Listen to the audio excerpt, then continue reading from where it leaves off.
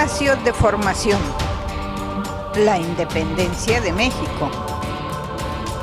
Con el propósito de hacer un espacio en tu formación que sirva para analizar y comprender este tema, el Grupo Tlatilco, después de haber participado en un evento de estudio colectivo sobre la independencia de México, presenta este material didáctico para que apoye el aprendizaje de todos los que de manera inicial entran en contacto con el tema.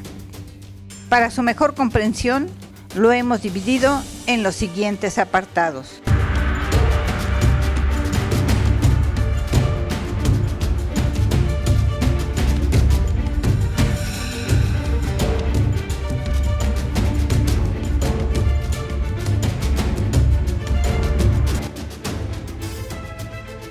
El inmenso territorio de América Latina que perteneció a España desde el siglo XVI y en el que se incluía a la Nueva España, el virreinato más extenso y poblado y por ende el más rico e importante sobre el que se impuso el poder de la corona española a través de dos principios, el terrenal y el espiritual.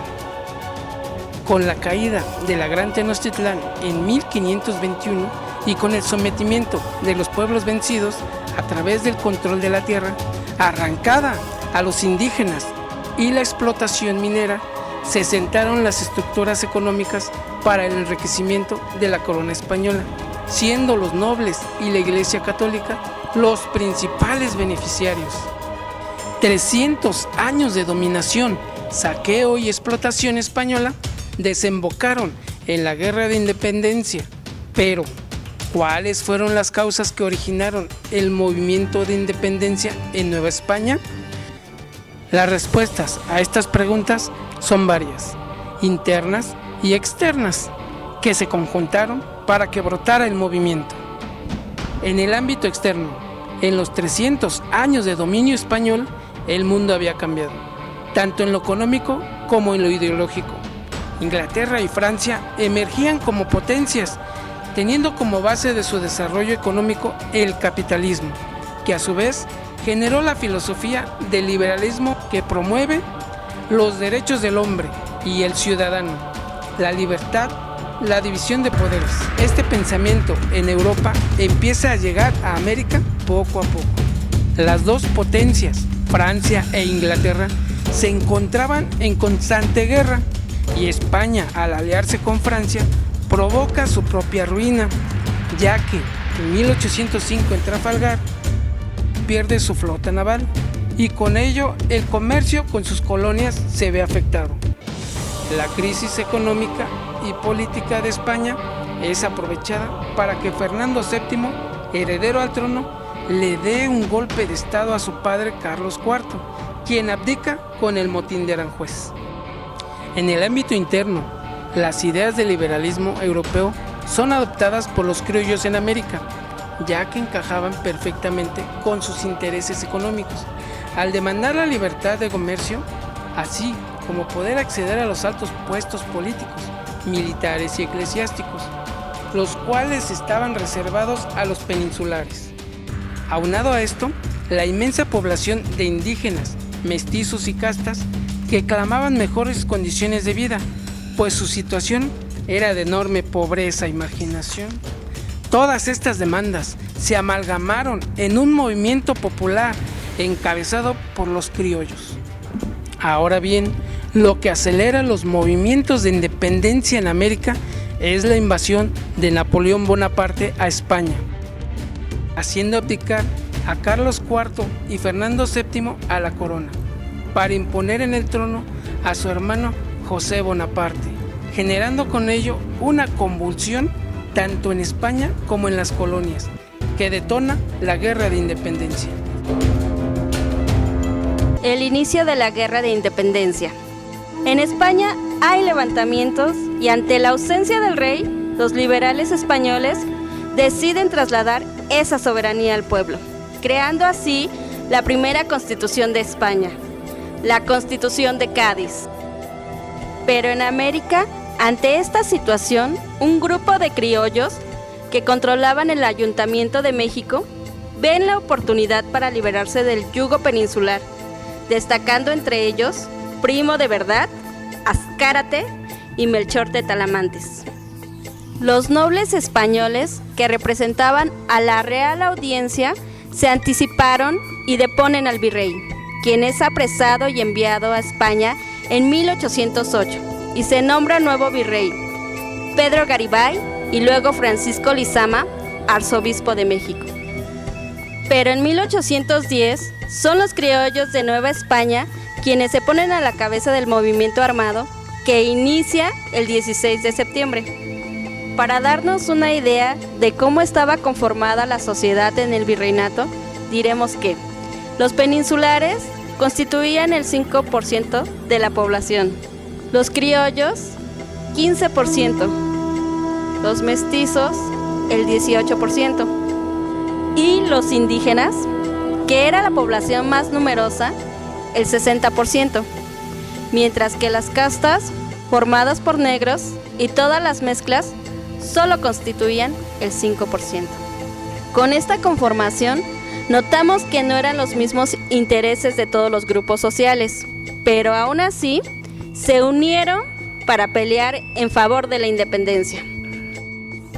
Una muestra de cómo los intereses conmovían a los integrantes de la sociedad, aún dentro de instituciones como la Iglesia Católica, se movían en bandos diferentes. En ambos había representantes de cada una de las dos posiciones.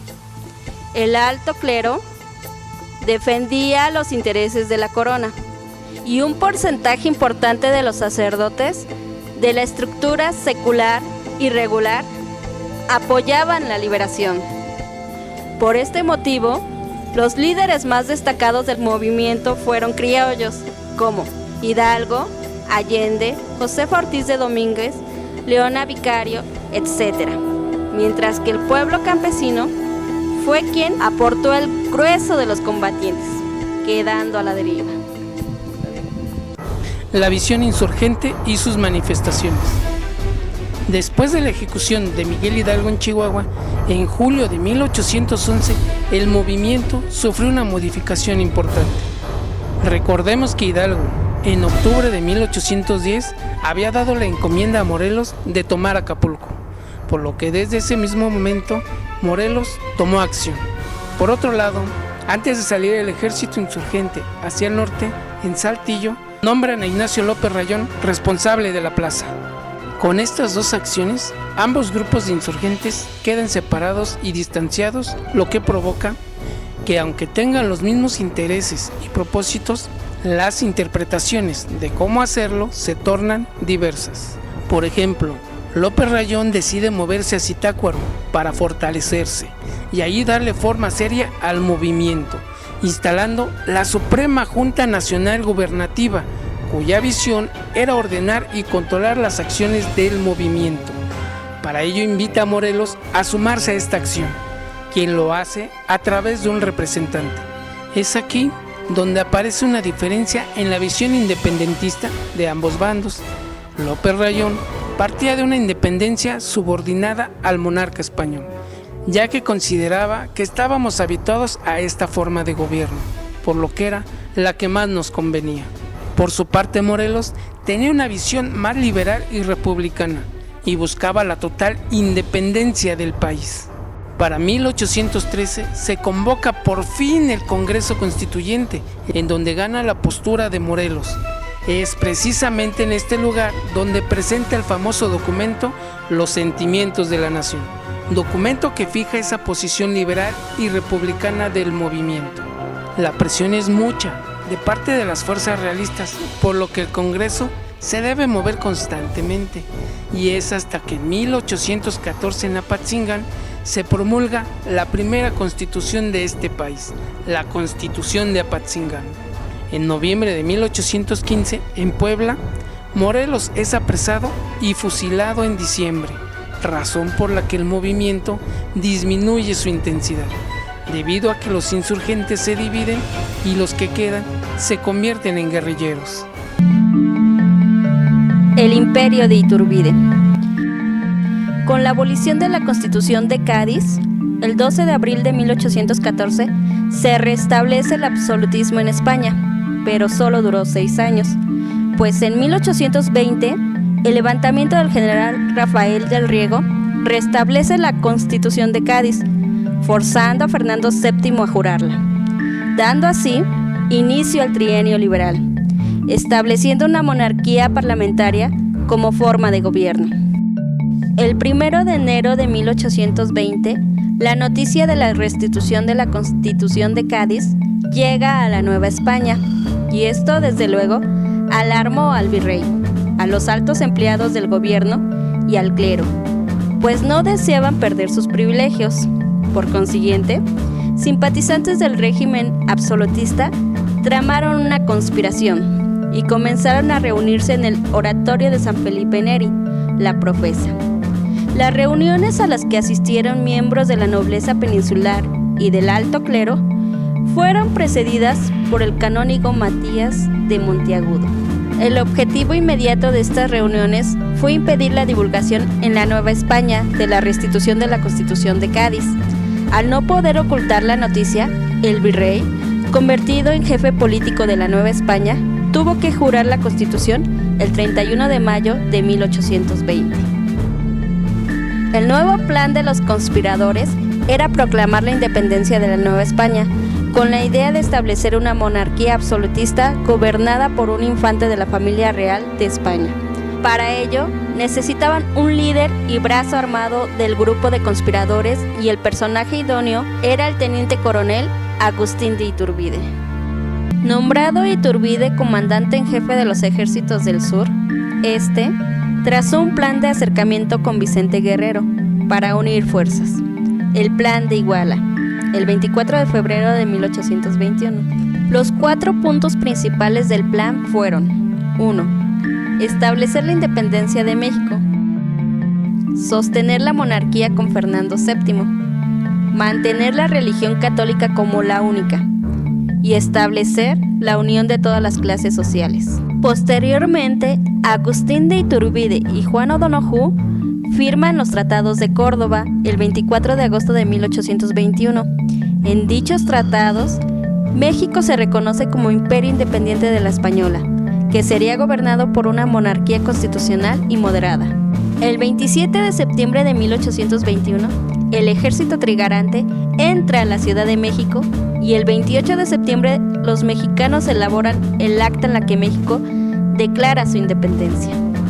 Posterior a este hecho, se forma un gobierno provisional con 38 miembros, la Junta de Notables, todos ellos peninsulares riquísimos.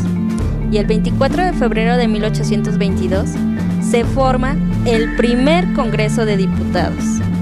Iturbide es nombrado presidente de la Suprema Junta de Gobierno y consigue que se le otorguen los siguientes beneficios. Además del jefe supremo de gobierno, otros 2 nombramientos: generalísimo de todos los ejércitos y almirante supremo de todas las fuerzas del mar. Un sueldo de 120,000 pesos anuales, retroactivo a partir del 24 de febrero de 1821. Además del sueldo, 1,000,000 de pesos como regalo de la nación mexicana, un obsequio de una hacienda en Texas con una superficie de 10,000 hectáreas. El 18 de mayo, Iturbide fue proclamado emperador en las calles, y el 19 de mayo, en el Congreso, mezclado con militares, en medio de la gritería del público, es designado como emperador con el nombre de Agustín I. La primera cursilería de Iturbide fue rodearse de un ejército de palaciegos, 200 personas destinadas exclusivamente a sus servicios.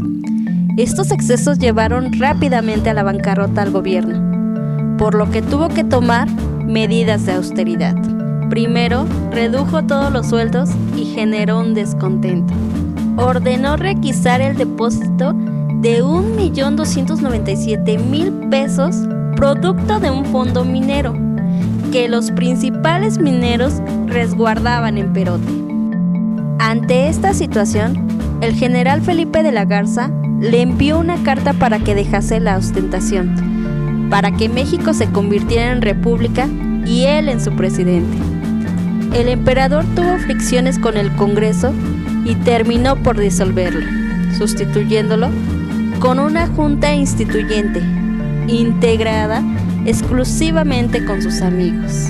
El descontento político se generalizó y se canalizó a través del Plan de Casamata, proclamado el 1 de febrero de 1823 por Antonio López de Santa Anna, con el propósito de reinstalar el Congreso y declarar nulo el imperio. Iturbide, al percatarse de este movimiento, decide reinstalar el Congreso, que se ocuparía de decidir si seguiría gobernando. Pero este abdicó el 19 de marzo y se marchó a Italia. El Congreso declaró a Iturbide enemigo de la nación, con la consigna de muerte en caso de volver a pisar territorio mexicano.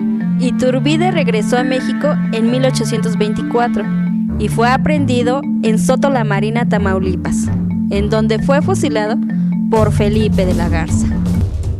La Primera República.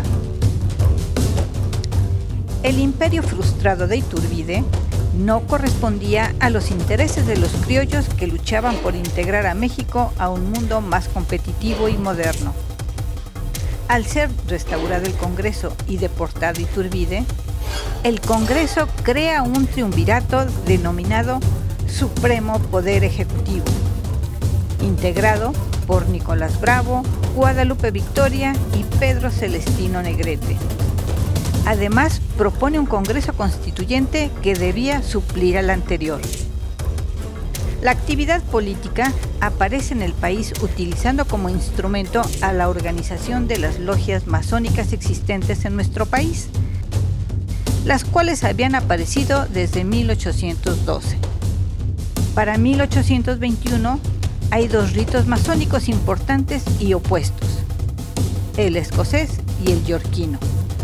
La logia escocesa, fundada oficialmente en México en 1823, conservadora, centralista y monárquica, quería imponer la cultura europea en México.